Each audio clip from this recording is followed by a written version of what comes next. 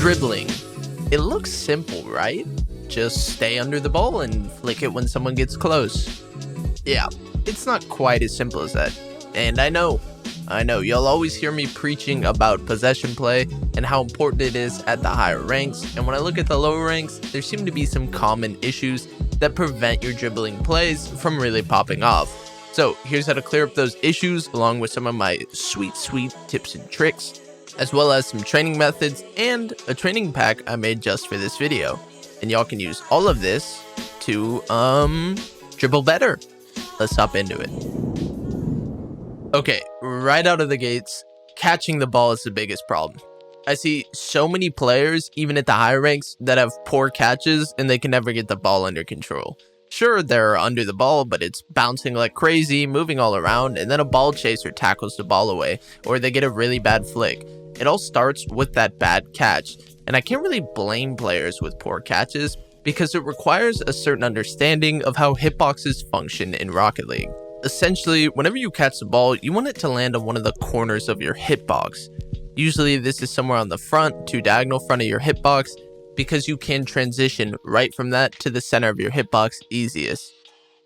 You will never see someone who knows how to dribble try to catch it right on the center of the hitbox. This is because the center is a flat surface, and surprisingly, the ball bounces off of flat surfaces. So practice landing the ball on the corner like you see me doing now until that gets comfortable. Oh, and by the way, what you're seeing me doing on screen right now is that custom training pack I mentioned in the intro. And would you look at that? I took the time to make a training pack. Why don't you take that time to click that subscribe button? That'd be nice of you. Maybe use my creator code while you're at it.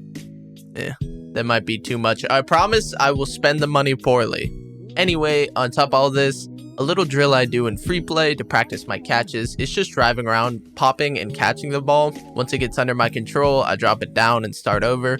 Pretty simple, but a lot of players don't recognize how important a solid catch is, and if you hate ball chasers as much as I do, then a solid catch is a must learn. The second biggest problem I see is something I call perfect control, or I should say the lack of it. I kind of just made up this name, but the idea is having the ball ready to flick at any moment. This means the ball isn't bouncing or moving around. It is completely stationary on your hood, waiting to be flicked. You achieve this by matching the speed of the ball exactly. Keep in mind, this is heavily reliant on a good catch, hence me calling that the biggest problem. Anyway, a quick pro tip is to try and not brake or boost. While practicing, try and just feather the gas. Braking and boosting are pretty drastic changes in speed, and you don't want that when you're trying to match the speed perfectly. You just want those slight adjustments.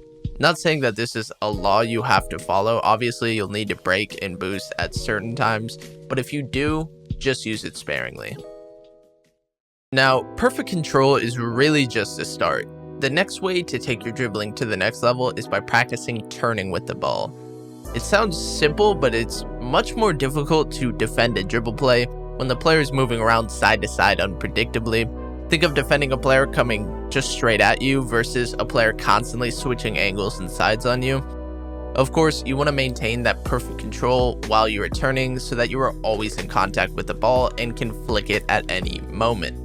Start off with just basic turns, and then you can move on to more advanced plays like power slide turns and wave dash cuts. Now, turning with the ball is also important because you need your flicks to be accurate. If you're pointed towards the corner, you can't really flick top shelf. Speaking of flicks, I made a video on it like 6 months ago or something, and I went back and watched it.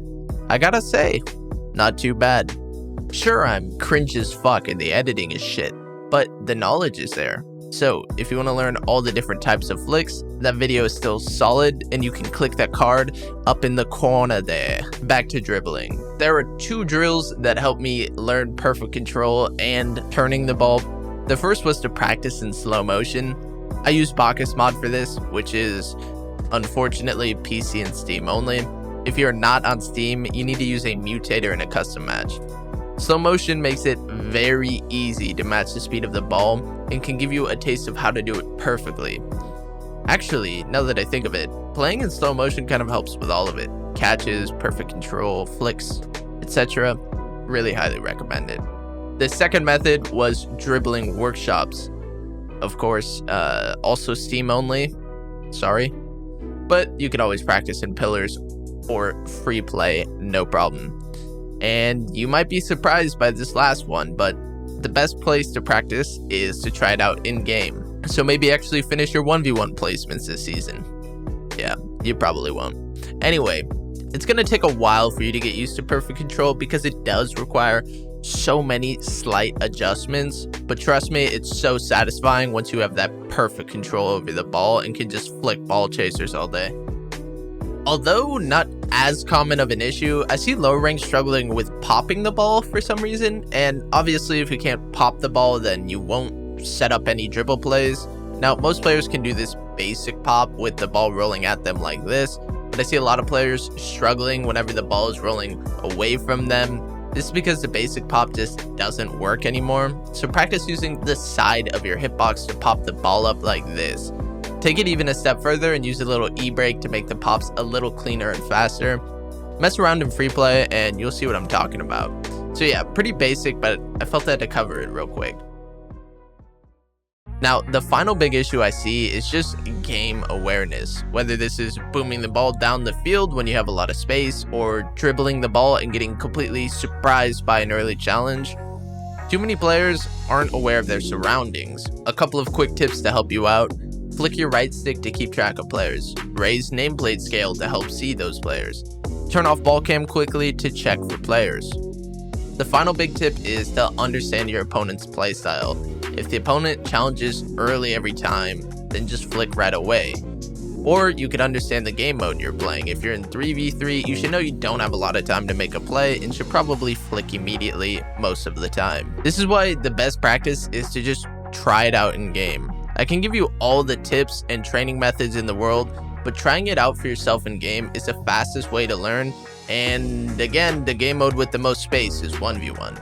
I know, disgusting, but all I'm saying is the best way to get better at dribbling in game is by dribbling in game. So grind it out and start to build that muscle memory. Okay, that is how to clear up all those mistakes in your dribbling game. Keep in mind that perfecting dribbling is a grind. You learn it in tiny increments through consistent days of learning. So just throw 20 to 30 minutes into your gaming and you will see improvement over time. Okay, so make sure to like and subscribe. Comment down below what video you want to see in the future. My Twitch is in the description along with my other socials. And yeah, have a good day. Oh, and use my creator code, SirBabyBones with a Z. Peace.